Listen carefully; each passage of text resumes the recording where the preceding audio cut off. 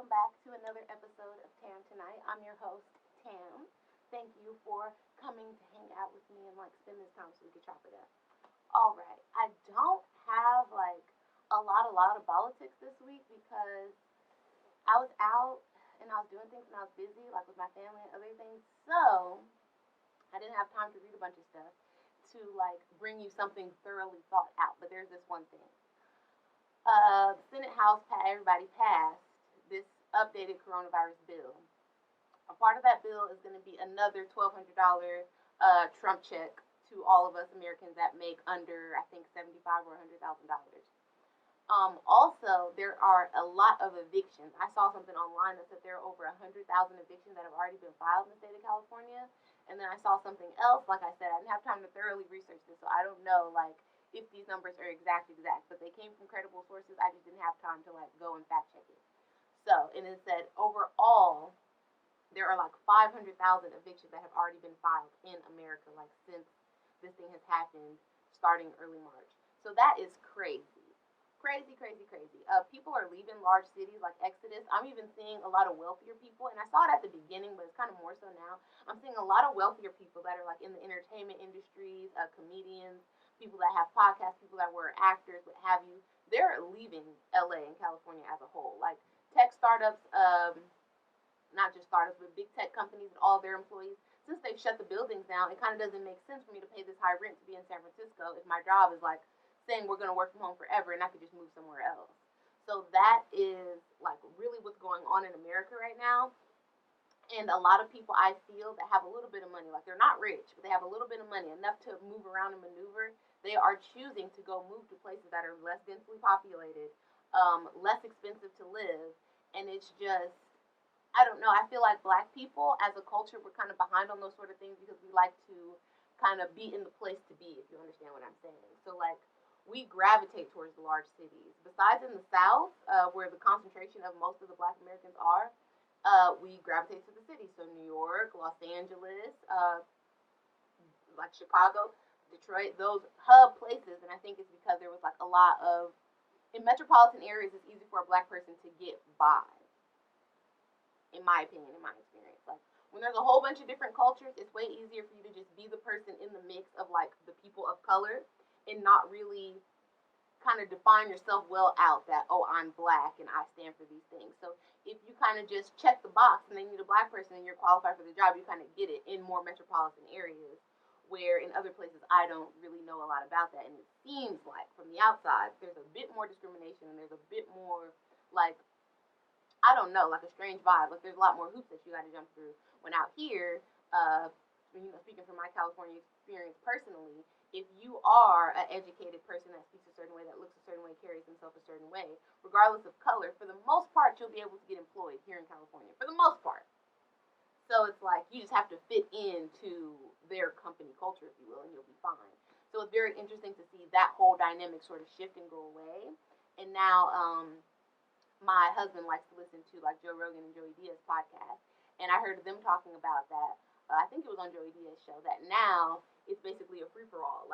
There's no thing that requires you to live in a certain city.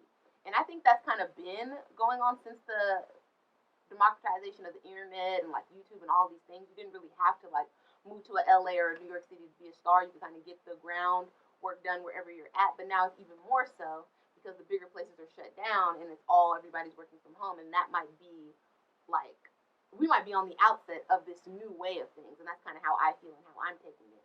So I agree that if I don't have to be in LA to be an actress or be a singer, what have you, and I can just do that from wherever I am and sort of turn in the music, turn in the work, why would I choose to live in a place that's 3 or 4 times more expensive than other places? It kind of is counterproductive to me. So even in my own personal life, I'm starting to take inventory of things and try to figure stuff out. It seems now is a pretty crazy time to move in the middle of a pandemic.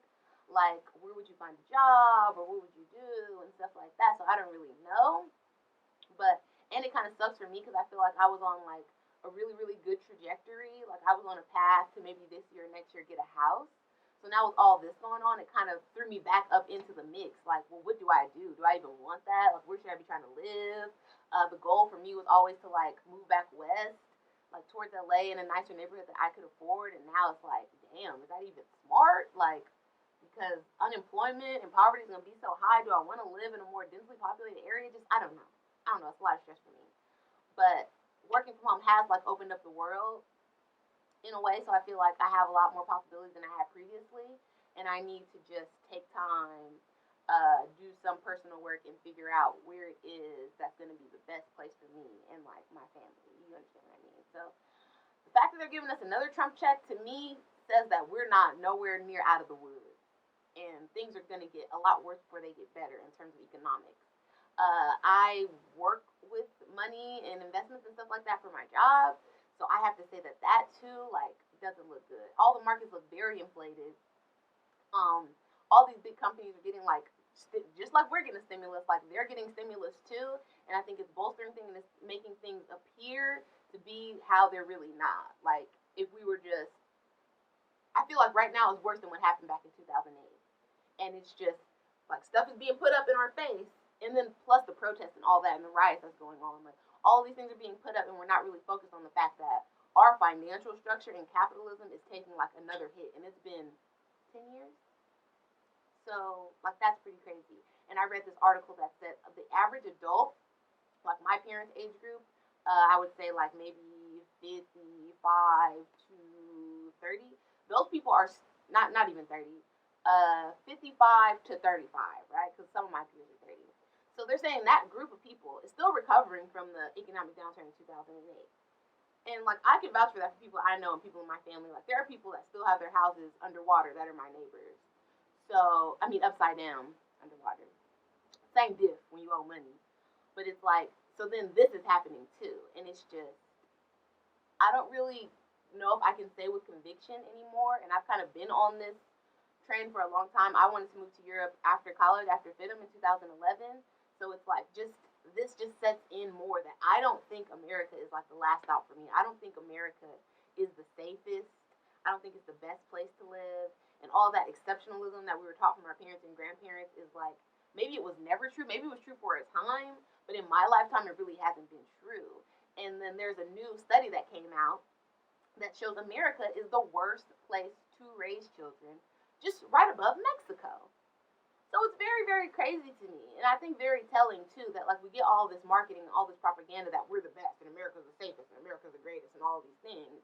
When if you look at the empirical data, that's not the truth. So even for me, a woman that is, like, a working age and all of this stuff that maybe wants to start a family, I don't know if here's the best place for me to do that. So, and as a Black American, it seems kind of even worse. Like, it looks like we're going back in time a little bit. Like, as much as I am pro-Black and I care about the advancement of our people and all of that, I don't know if I have the stomach and the time and just the mental strength to go through another civil rights struggle. Like, I don't know if I have it in me to deal with that and do that. Just seeing it all the time on TV is stressful and it's depressing. And seeing people protest and argue and fight with police for our basic rights and, like, just to respect Black people and don't be fucking us up, don't choke us out when you pull us over for a routine traffic stop, like, it's a lot.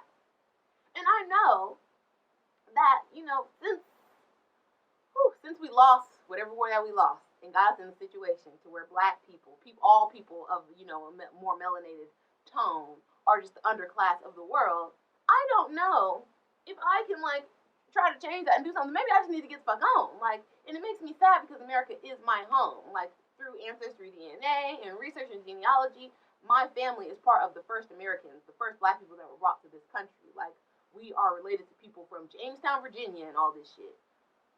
I should not feel unsafe here. I shouldn't feel like this isn't the place that I want to have children, and this isn't the place that this is my home. This is the only country that I and my family, for 400 years, and prior to that, no, this is the only place that we know. So it is like, it is a lot to be dealing with this right now. Whew, I don't know. And then all this other stuff going on in the Black community that, like, I don't want to trash this. I don't want to talk about it here, but with these men, child, and the way they embarrassing the women, I just, I don't know if child rearing, I don't know if I'm cut out for that. Because the disrespect that y'all have to endure, I'm not ready. I can't do it. So, let's move on to something lighter and something fun. So, since we've been at home, it's been real, real boring. And I am a certain type of like TV aficionado. I like certain things. I like certain varieties of shows. I personally like time period shows. I love a manor house, some good costuming. Um, I just, Downton Abbey, The Tudors, Elizabeth the Golden Age. Those are my go-to type of things. The Girls and Corn Fu. Like, I like those type of shows. I found something that I like, and I finished the whole show. It's called The Eddie on Netflix. It stars, I think his name is Andre Holland or something. He's the guy that was like the boyfriend in Moonlight at the end, the older boyfriend. That's him. Also, Amandla Steinberg, she's in The Hate You Give and a bunch of other stuff. But I think The Hate You Give is like her most recent thing besides this. And there's a super cute Muslim boy that's in it. I found him on Instagram and I messaged him because I wanted to let him know that his performance was top tier. He was great. This is the first thing I've ever seen him in. I don't know if he's been on other TV shows and movies and stuff out in France because he speaks French. But he was fired. I want to see him in more stuff, okay, because he's got the look. And that boy that was in The Night of, I cannot think of his name.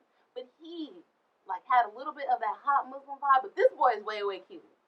And he could be like Muslim boy supermodel. So I want to see this, and I want to see this look out more. Like, I want to see it on runways, and I want to see it on TV. Give me some hot Muslim boys. I like it. I want it. I need more of it. So The Eddie is a show about this jazz musician from New York. He has this family and blah, blah, blah. Things occur. It unravels later on in the show, so I'm not going to give nothing away. But things occur. He moves to France. He opens a club with his good friend, a jazz club called The Eddie. And it's just a great show. I love it. The ending kind of made me a little sad because I don't feel like it left room. I don't know if it leaves room for a sequel or whatever, but I want to see more. But it was just a perfectly put together show, perfectly executed. The arc was great. All the characters well developed, multifaceted, multicultural.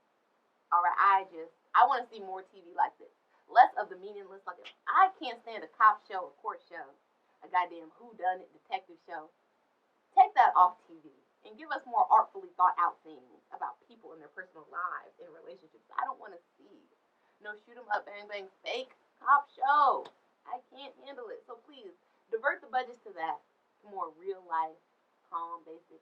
Oh, the other thing that I really, really liked about this movie was it was not at all like very aspirational, and a lot of stuff these days tends to be that way. Like, it shows the richest people, like all the reality TV and stuff like that. It had a little element of money. But for the large majority of the cast in the show, people was broke, people was regular. They was working class people that was making it happen.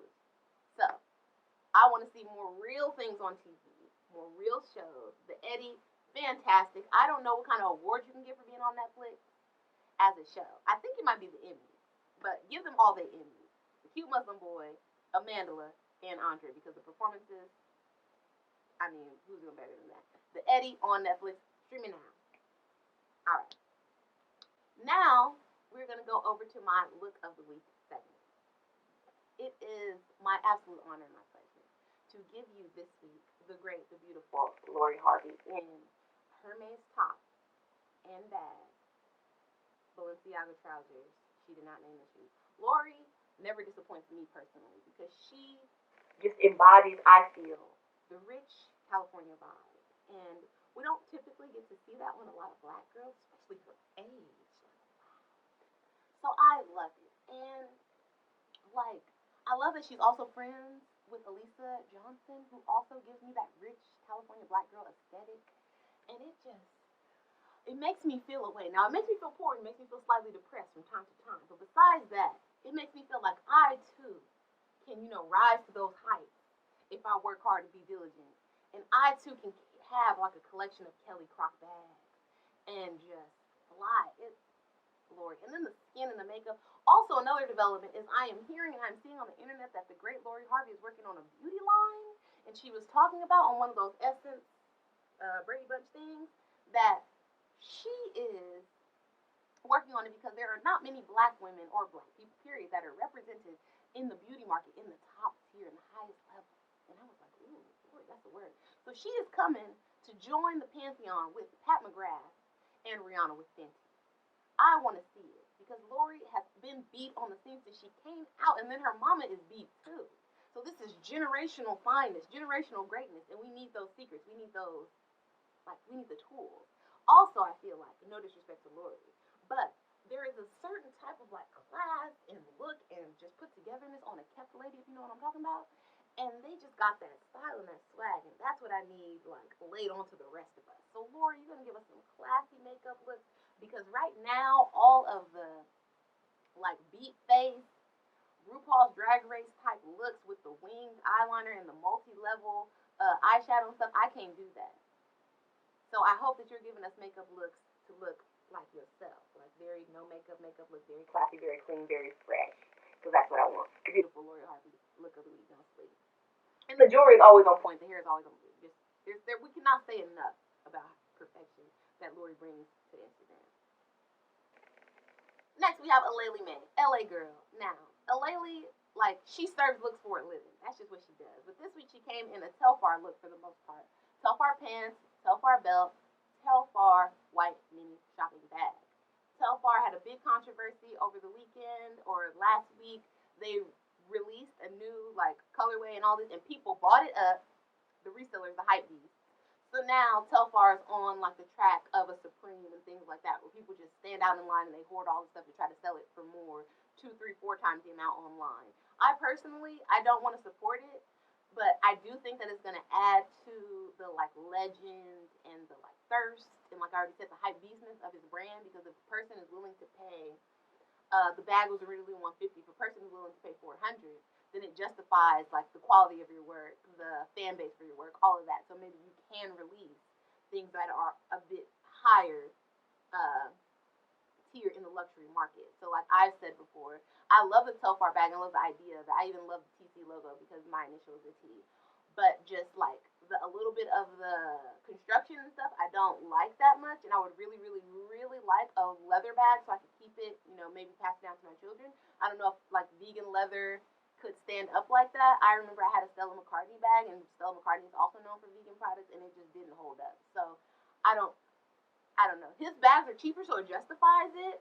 But still, like I would love to see a more expensive line of Telfar bags, like maybe 400, 500 and up that are using like leather and luxury skins and all that. Maybe that's against his ethics for his brand. I know a lot of brands are moving away from that, and I'm fine with that also. But just give me something that's a bit more sturdy, some detachable straps, and I will be on the Telfar fan train. Okay, I'm ready for it. I'm waiting.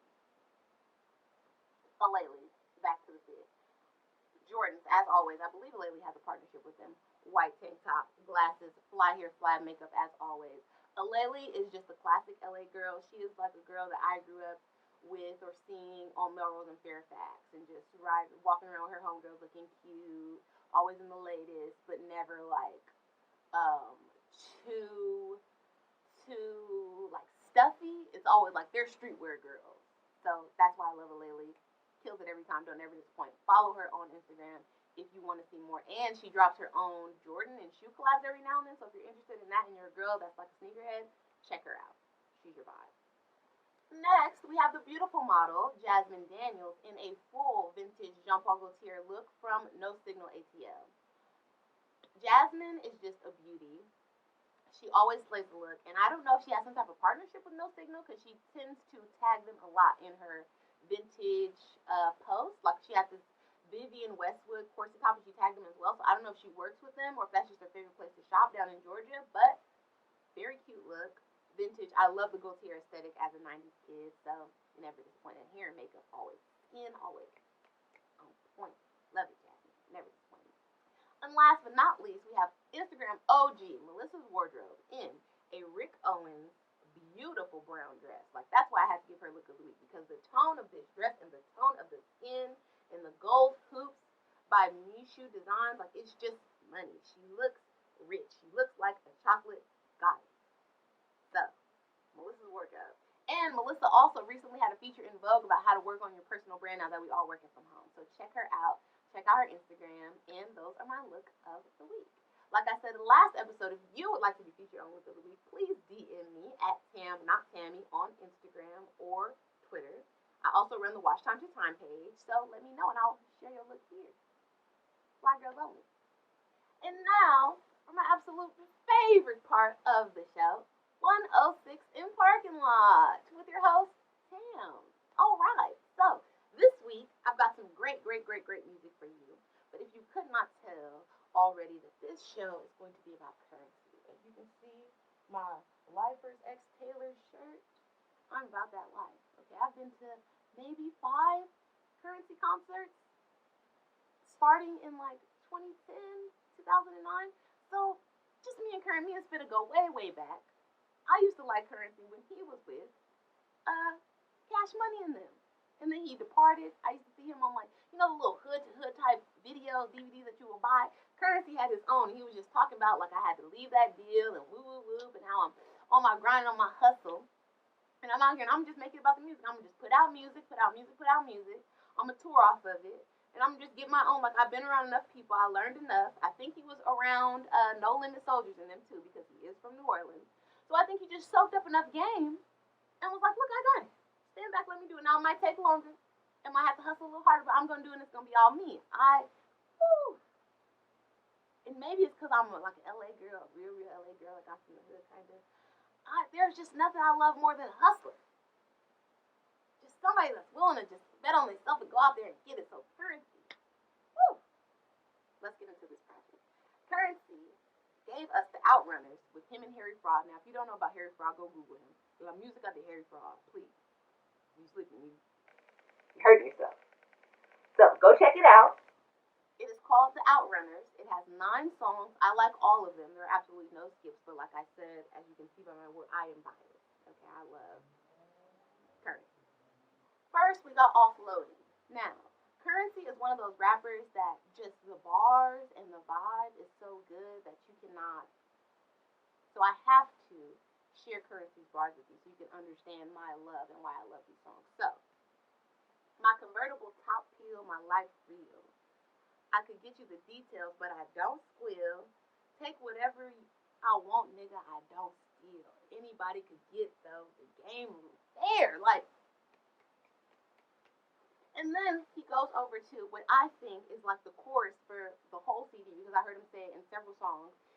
He's like, I think it's the chorus for like the whole, or like the mood for the album because he says it a lot of times. Keep the E in it. Chevy on switches, baby, we smoking weed in it. Don't post me any pictures. Hit the switches on Chef Highway dipping. If you could keep it secret, we could always kick it. Just player bars. Like, I like that. That is my vibe. That is my mood. That is who I am. Woo! Fire. Then we got Cutlass Cathedrals. I only play old music in my old car. Count new money in my old loft. Like, I want you to tell me who's rapping like this, who this, cool. 90s IROC featuring Wiz Khalifa. Another very smooth vibe. Wiz Khalifa singing. Like, he has been working on it. Like I said with the Janae review last week, Wiz been gone for a minute. But he's been cooking in that mansion. Him and Bash been over there playing, and Wiz been getting in the gym, you know, getting fit, so he's not the skinniest person in America no more, but he's also been working on the music because his voice and his tone in this song is on. This ain't no Black and Yellow with Khalifa. So, check it out. 90s IROC-Z. Then we got Golden Chrome. Golden Chrome is such a good song because, like, besides LA, because I'm an LA girl, I talk about it at length on the show, I know, y'all probably tired of hearing it. But I love me some New Orleans. Like, if I had to live in another city in America that wasn't like LA or New York, it would definitely be New Orleans. And Miami is up there too, but it would definitely be New Orleans because I just like the people. I like the down home type of vibe. I like the hospitality. I like the food, just everything. So this song is so New Orleans, and he's like just talking about how they were just at parades and stuff and chilling with the family before the war closed. But the hook is the best part of the whole song, and I think this is a song that will age very well, and Currency will love to play the song later on in life, and so will his son, because the hook is like, when my son is full grown, may he ride on Golden Chrome in a Chevy of his own, just like his pops did before the world closed. Like, it's just a smooth song, so go listen to it. This whole, well, I feel like all Currency music, but this project specifically, this is driving music. Like, if you have a long trip, you got somewhere to go, just throw this on, let the other Currency play, and you'll get there. It'll be a smooth vibe. We got Mugello Red. I don't know if I'm saying that right. Featuring Rick Ross. Now, Currency gave a shout out to Rick Ross earlier in the project, talking about he went to Rick Ross' house, and Rick Ross is so rich, he got cars. bi-color in his garages, and it inspired Currency to get back on his grind like harder than ever before. Because you know when you get a little money, you're not as thirsty as go out and get it as you was before. So when you see somebody a little richer than you, that's elevated, it might make you be like, okay, I got a little something. Like maybe I need to step it up too. Like I got all this, but I can have more. So Red Mugello, Rick Ross. Now the Rick Ross is fire, but I gotta give you the Currency bars. So that's what it's about. Jet life establishment, Rolexes and whips, palace extravagant. We hustle for all of this. It ain't nothing to get up in the morning, lay out a fit, next season drip, sneak preview shit.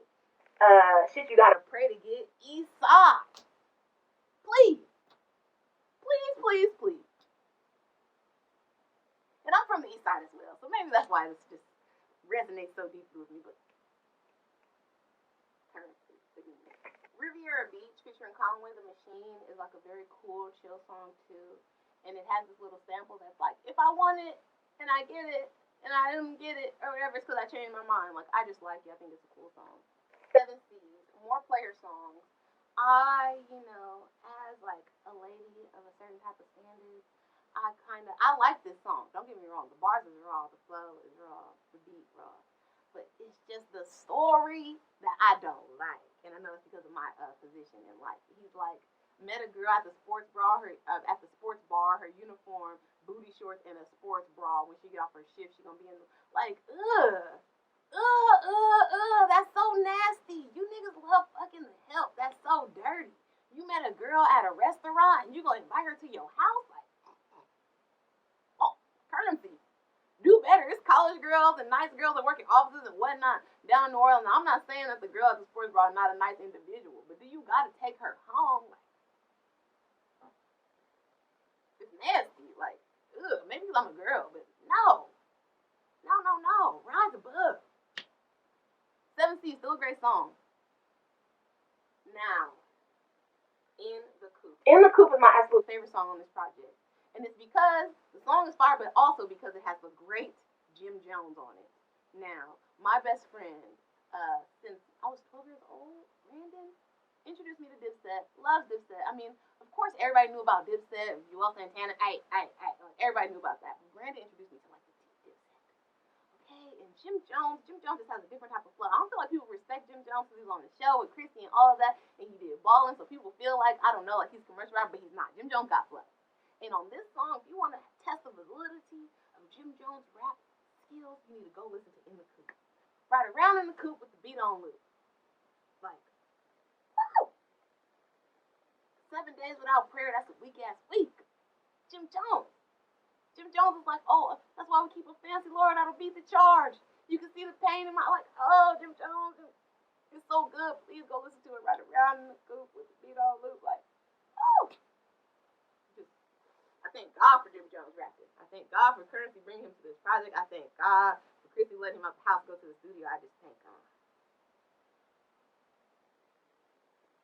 In the Coop, featuring Jim Jones.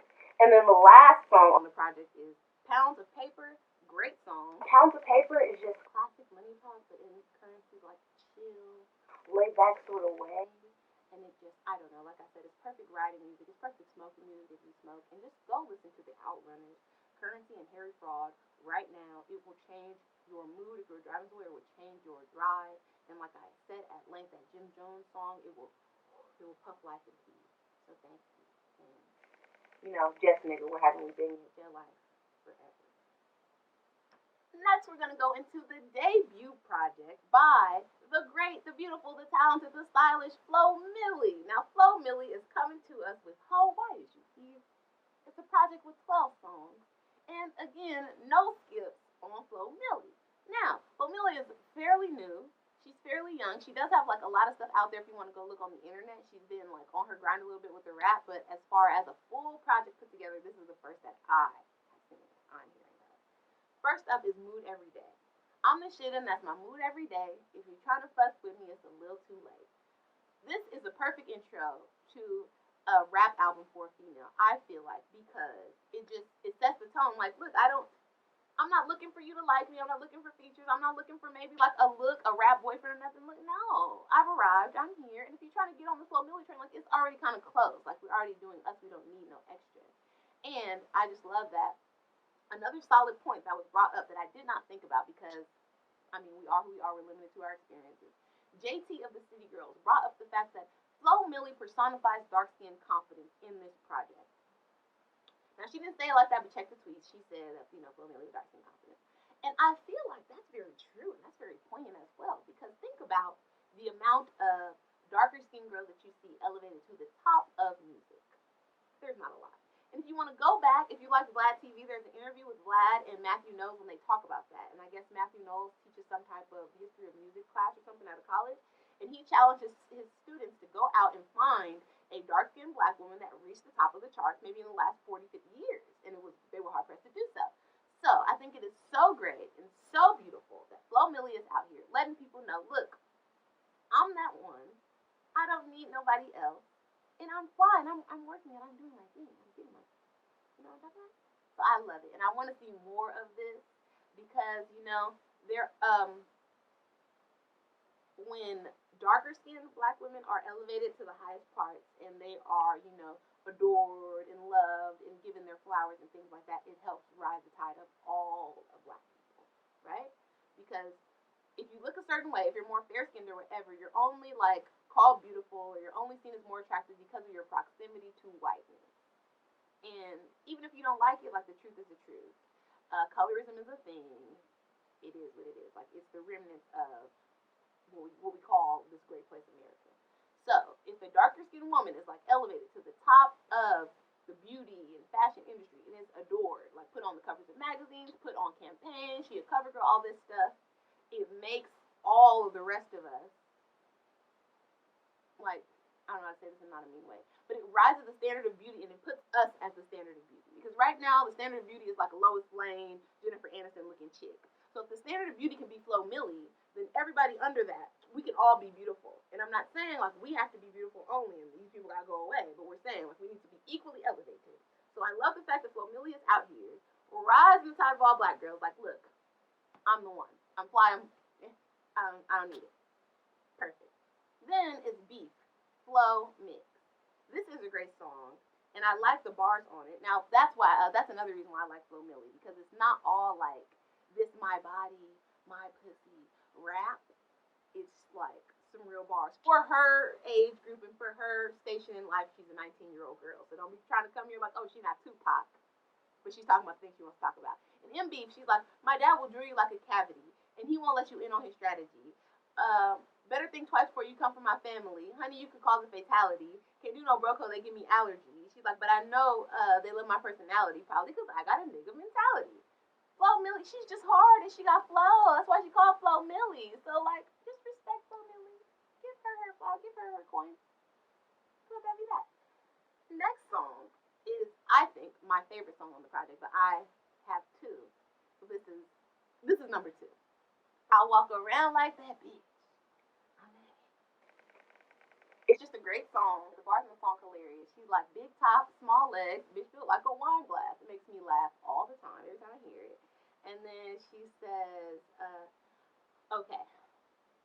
Now this is a sidebar, but I've never been so thankful and so happy not to have a baby daddy because that is the new diss. In every song, every rap song, especially with the girls out, all of them is like your baby daddy like me, your baby daddy my DM, your baby daddy wanna fuck me, your baby daddy buy me this and that. Like I will be stressed and depressed. I cannot handle all the sneak diss and all the subs coming from everywhere and everybody about my baby daddy because y'all baby daddies do be in these streets. I'm just saying.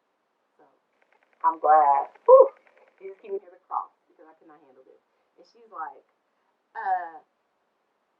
I know your baby daddy wanna fuck. Every Wednesday I'm that nigga woman crutch. Even if I broke my leg and used the crutch, I walk around like that bitch.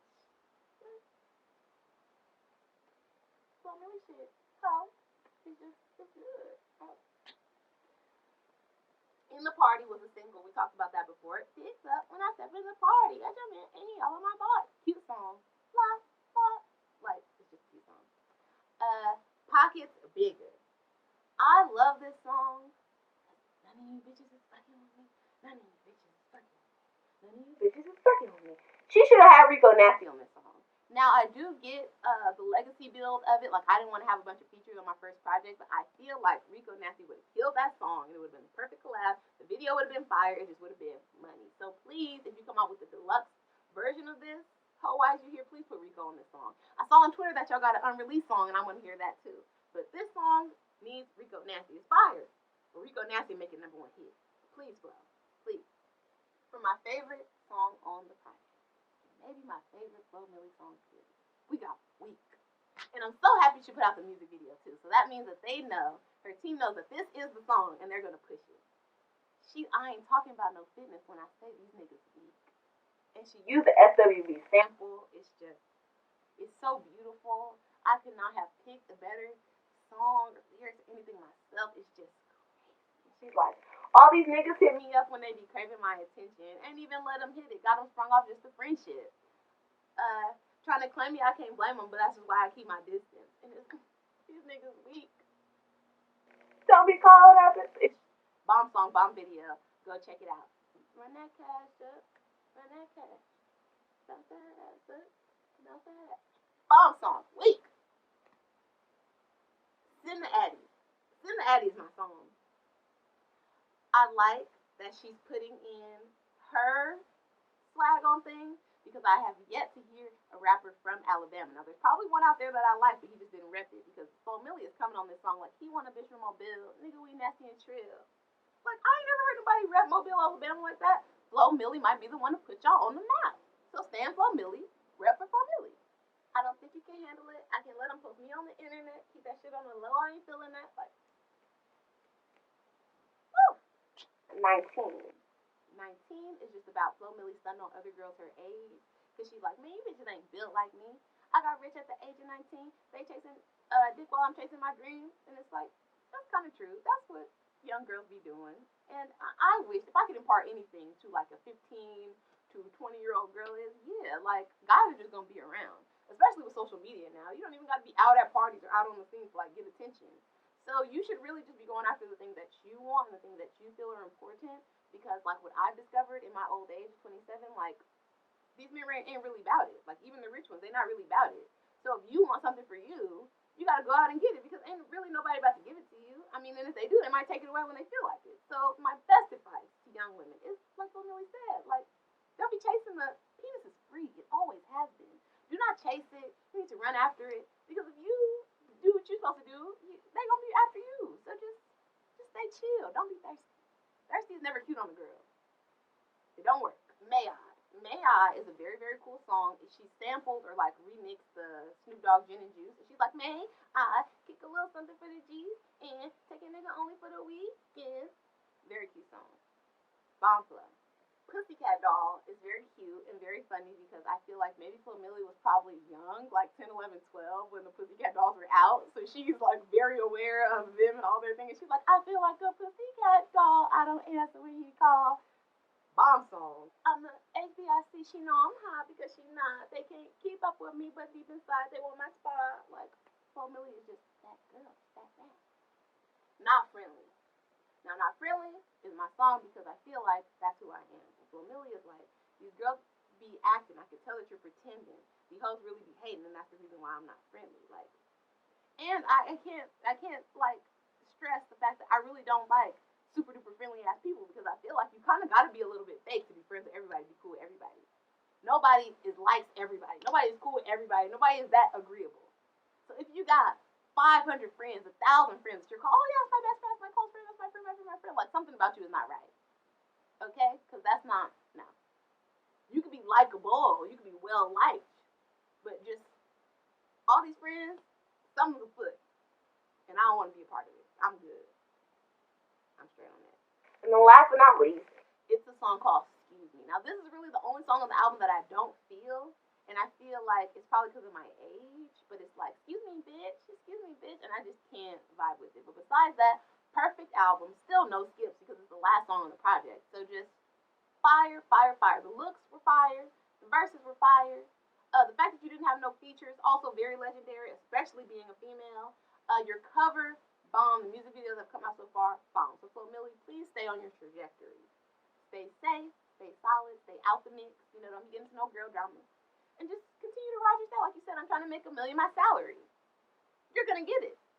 And more. And I think when the world opens back up, because of the foundation that you built online and how many people were happy for your release, including me, that your offers for touring and stuff are going to be way more significant than you would have got otherwise. So please, Family, hold out, stay on the grind, and collect your bag, because I think CEO of some type of group, entertainment group here in California, said they're not going to return to live events till 2022. So in 2022, you will be well poised and well positioned to get a big bag for your performances, because you got all of us streaming and all of us like on the Flow Millie train. So get your performance skills cracking. You did very good in the video where you were a cheerleader. So amp that up. Get yourself some type of setting for the stage, because I feel like you're a girl that could create a world, sort of like Iggy Azalea did when she first came out with her tour, and she made it like, it was like a set. That's what you need for a million, and just take it to the top. And if you want to do some virtual performances to get us in the mood, get us in the, come on with it. Let's do it, Flo Millie, because I want to see you up there at the top. And we could easily be number one if everybody get behind it, everybody push it. At least you get into the top 10. So, Flo Millie shit. Oh. And last but not least for the albums, we have an NY Love Story by Just. Now, Just was on the show last week with the interview. NY Love Story has 8 songs, and I love 5 of them. So, the first song is Fear, and that's the song that we discussed on the show. Love that song. Second is Ride For Me. Now, Ride For Me is a deep song. It's kind of like when you're trying to have a relationship, but you like on the grind and you're trying to reach the personal goal, and it's very hard to balance the two. So it's like you don't really know if this person is there for you because they see your potential and like where you could be going, or if they just like you for you and they will be there with you even if you didn't have no plan, even if you was flat broke. So it's like, would you be still here with that same enthusiasm, that same level of attachment? Would you ride for me either way? Because it gets dicey out here when you're trying to be successful. It ain't always gonna be champagne and Chanel. Sometimes it's gonna be, biscuits and bus rides. So we gotta know. Is you down or what? Fake Love. We discussed Fake Love on the show, but Fake Love is that song. It's the one. Then Let Me Know. I love Let Me Know. It's the same sort of kind of vibe as Ride For You, but it's like, it's the sort of kind of the same vibe as Ride For You, but Let Me Know is more so like, you need to let me know up front, like what your deal is, because you said, oh, I love you and I'm down and I'm gonna be there for you and I'm gonna support your dreams, blah blah, and then now you acting weird. Like I'm telling you I'm busy, I'm doing this and that, and you think I'm lying to you. I'm telling you I don't got time to go hang out with you or Netflix with you and chill because I'm doing this and that, and then you like think I'm trying to cheat or I'm doing some other stuff. Like, girl, no. You know when you came here, we had plans, we had goals, we had places to go. You said you was with it, and now all I hear is complaint. Come on now. Pick a side, you can't have it both ways. Let me know. I feel that song. Best Friend is my last favorite song on the project. Best Friend is a very cute song. It's such a chill vibe, and it reminds me of like that early Party Next Door, that early Weekend, like how they just talk to the girl and they be real, real smooth. So I like this a lot. I feel like this is the first project in a wide array of things. A lot of this music is like fashion show music. It can be because it's so smooth and they go into each other so well. I could see this working out very well with your clothes. And I can't wait to see the music video. He said they're on the way, so some might already be up by the time this is posted. So please, go like, share, subscribe. Go over there to Just, download, buy, stream, support the Just movement. And also, buy some of his clothes if you follow him on Instagram. And that is that for the album. Now over to the singles. And we have several singles this week, starting with The Light by Joey Badass. Now, I love me some Joey Badass. And it's just, this rap is like, and that the beat that he used is very like 90s New York, very Nas. The lyrics are on point. Joey Badass, I cannot wait for the full project. I feel like Joey is a father now. He's elevated. He's been rich for a little while, but he still has that discontentment. And Joey is very like politically astute. Like he watches things. I'm not saying that he's like, okay, Cornel West, but he's on it. He's watching things, so he can talk about them kind of eloquently, and I really, really like that. Joey is also an excellent performer. So I hope that whatever he releases, COVID be damned, that he does some virtual performances, because some of his others have been very, very, very good. And he does it with the band, and he has backup singers, so just Joey Badass, The Light, go stream it, download it, buy it right now. Rascal by Tinashe. I'm a little rascal. Okay. Now, I don't understand why you good people don't really, adore and elevate Tinashe. I don't understand it. Maybe somebody could explain it to me in the comments. I don't know if it's because of being Jay.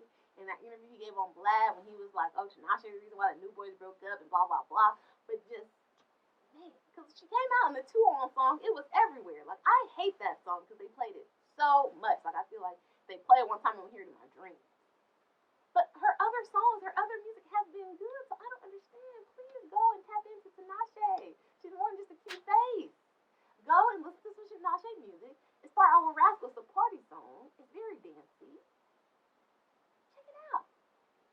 Pop star, DJ Khaled, and Drake. Ariana, Selena, my visa. Get everything that you need to, my girl. Drake.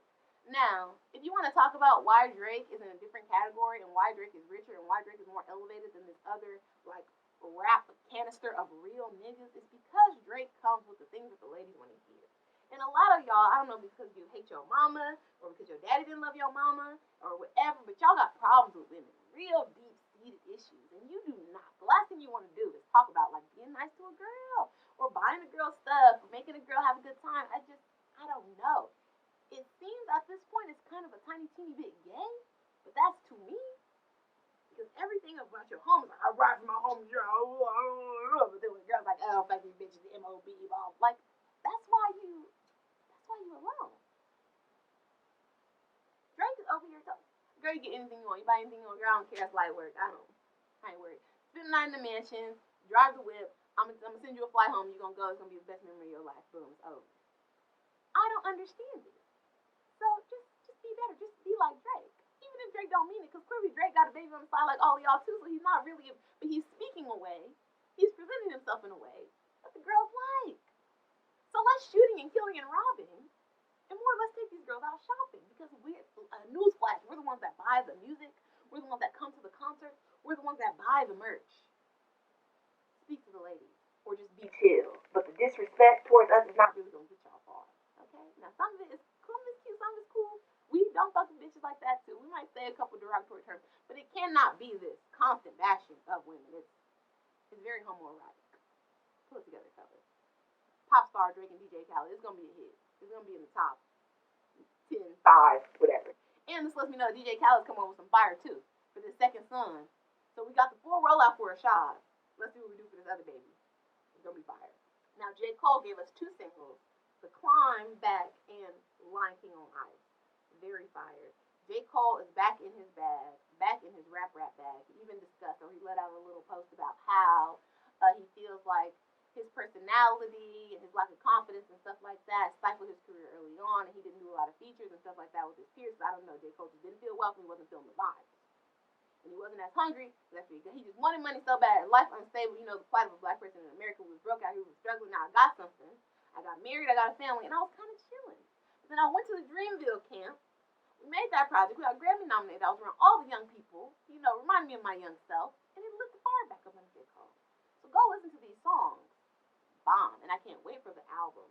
Because J. Cole, even though the young kids hate on him because he's more socially responsible, socially conscious in his rap, it's some real life shit. Like, I remember when I was racking shoes at Nordstrom and I was listening to There's No Things About a Life That's Better Than Yours. Okay? A bitch almost cried. Because, like, life is real out here. It's not all diamond chains and girls twerking and champagne. There's real stuff going on. And you need some music sometimes to help you get through that. And to me, that is what J. Cole does. So excellent. Lion King on Ice, The Climb Back. Go stream, download, buy right now. And look out for J. Cole's new project because it's on the way. It's afoot. Okay?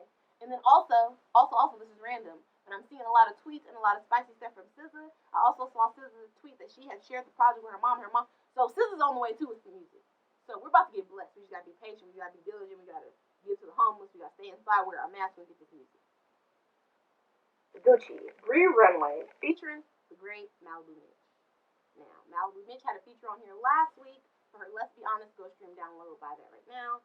This week is Bree Runway. Bree Runway is from the UK. She's a very great rapper. Her visuals are always very cool too, and I love her fashion. Malibu Mitch feature on this, killed it.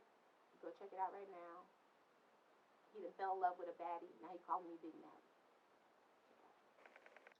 Entanglement. Now, at first I wasn't going to talk about this song because I did not want to support the bitch-assness and the weak-assness of this Olga Alsina Jada Pinkett situation. But Rick Ross was on it, and I love me some luxury rap, so I clicked on it, I listened to it, and it wasn't that bad. He's like, entanglements when you tangle in the sheets, tangled up with me, entanglement. I feel like he tried to throw a little shade, but it don't matter. Jada's still in the mansion she rich, and Will Smith's still over there paying the bills. So anybody care about you, August? Talking about she was with a youngster, she doing what he ain't doing, blah, blah. You're not paying those bills, though, August. You can't buy no yacht. You can't take the family on vacation. You can't buy my mama no house, August. So you need to relax. Everybody got some weekend. You take Tuesday, Thursday, and just send him out. That's what you was. And it's over now. So relax. Stop being bitter. You acting like a video vixen out here. Stop.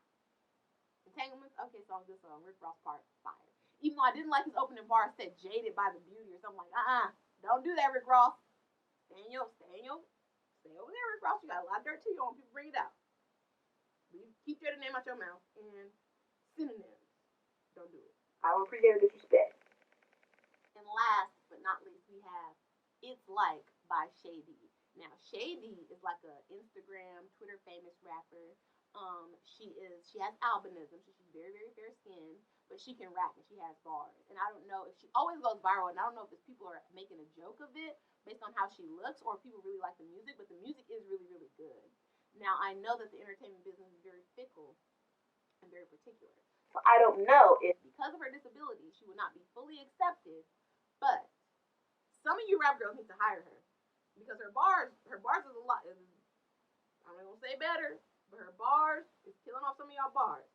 So they might not elevate her to the top of the charts and give her all the light and all this stuff because of how she looks, which is shady. But y'all remember what happened to the great Kelly Price?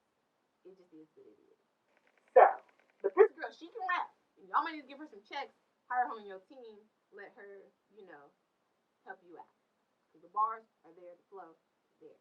KB. Follow her on social media. I'll link her. Because she's bomb. And like I said, she got bars. And I don't care about her disability. I still think she fly. Blonde hair, she be looking cute. Go ahead, girl, kill him. Oh, and subscribe to her YouTube channel. She got a YouTube channel. Shady. Check her out.